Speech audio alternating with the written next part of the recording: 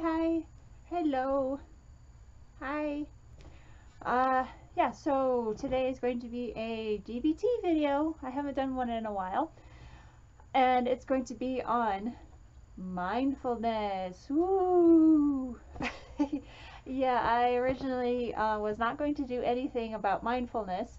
Um, but looking at it, thinking about it, I realized that I do need to do at least something about it. So it's going to be kind of free flowing. I'm not going to be looking at the manual and stuff. It's going to be just a overall discussion of the topic. Uh, in DBT, mindfulness is like super important.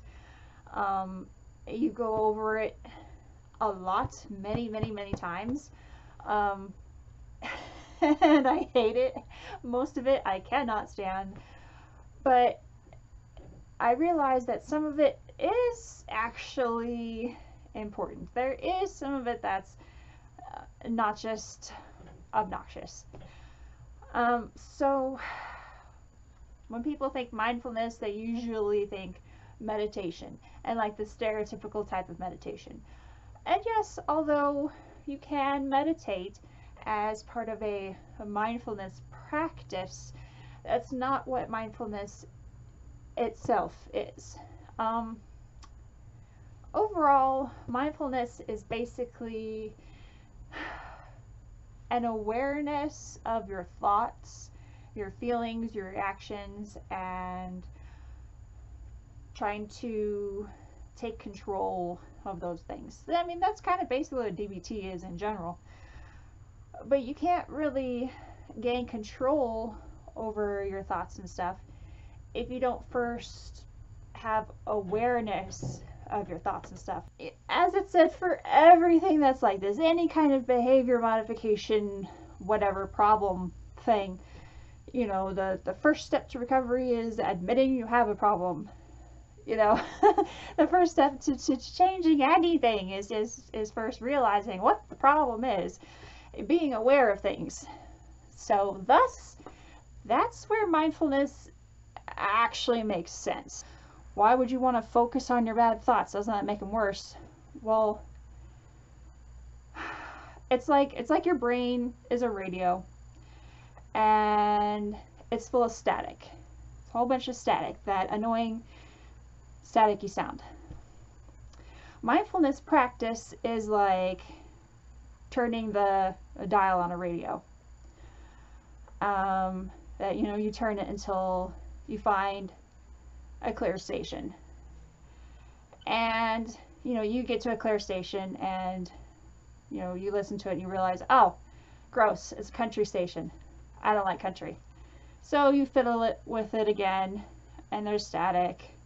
And you find another station and, oh, this is a good radio station. I like this radio station. You listen to that. Really bad metaphor, but that's basically it. It's kind of like from the chaotic mess that is your brain and your emotions and feelings and whatever, sorting them out, sifting through them, figuring out what's the good ones and what's the bad ones. So, like mindfulness practicing being mindful of your of what's going on in here, as like, yes, it is meditation, but it doesn't have to be the meditation that everybody thinks of when you think meditation. It doesn't have to be that. It's also like when you're stressing out, think of your mind like a blanket on the ground, on the grass in a park or something, and your thoughts are like leaves that are falling from a tree onto the blanket, or flower petals, or blades of grass, whatever, that fall onto the blanket because of gravity and wind or whatever else, that you can't control that they're gonna fall there, and that you can maybe, you know, you can brush them off the blanket, or maybe the wind will pull them off, whatever. but you're just, you're just a blanket, accepting whatever falls onto the blanket.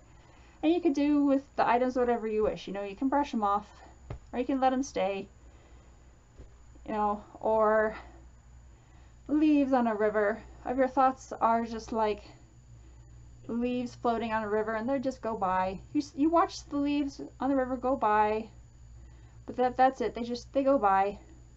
They go past. You see them and they go past.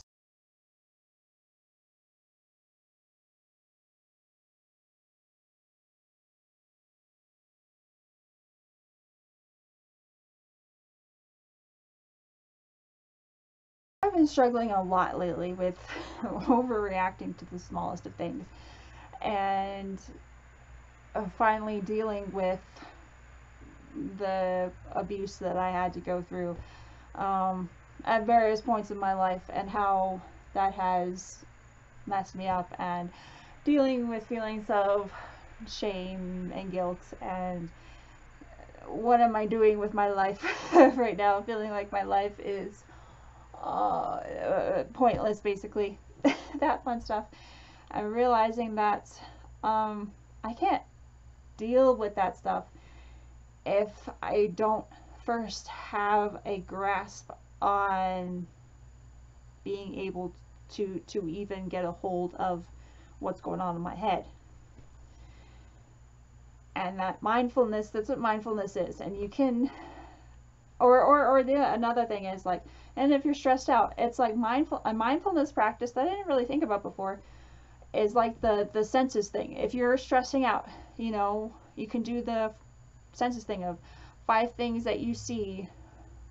Oops. 5 things that you see, 4 things that you hear, 3 things that you can touch, 2 things that you can smell, 1 thing that you can taste, I think is it. When you're like having a really hard time somewhere, panic attack, or you're stressed out, whatever, and you concentrate really hard on those things, and either out loud or to yourself, describe it in as much detail as you can. That's actually a mindfulness thing, because you are concentrating on one thing in the moment without any judgment on it, just concentrating on one sense without judgment of it. Just so, like this little notebook thingy right here, if I were to describe it, it'd be like there's these little green hummingbirds on it with like a tannish background, and etc., etc. That's using just that's using mindfulness, because it's very, very focused thing, and that's not meditating. So I hope all this blathering is making sense, that mindfulness is actually important. I get sick of hearing about it. I get sick of like, oh, well, you need to breathe. Like, again, focusing on your breath is a mindfulness thing, but that doesn't mean that you have to do it. Sorry, my computer ran out of memory there. It cut out. Yeah, so I get really tired of people telling me to just breathe, okay, then that was him groaning.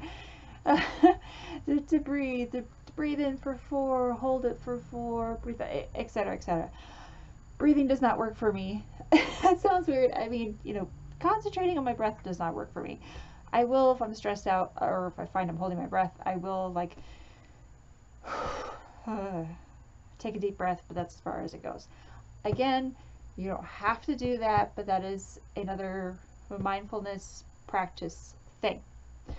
So this was a lot of rambling. I hope this makes sense. I would suggest, if you want to know more, to actually look up mindfulness yourself, mindfulness practice yourself. And again, just keep in mind that all of it is like suggested things about mindfulness, that you don't have to meditate, you don't have to do the breathing exercises, you don't have to. There's these things called the what and the how skills. I can't even remember exactly. And for me personally, it overcomplicates things.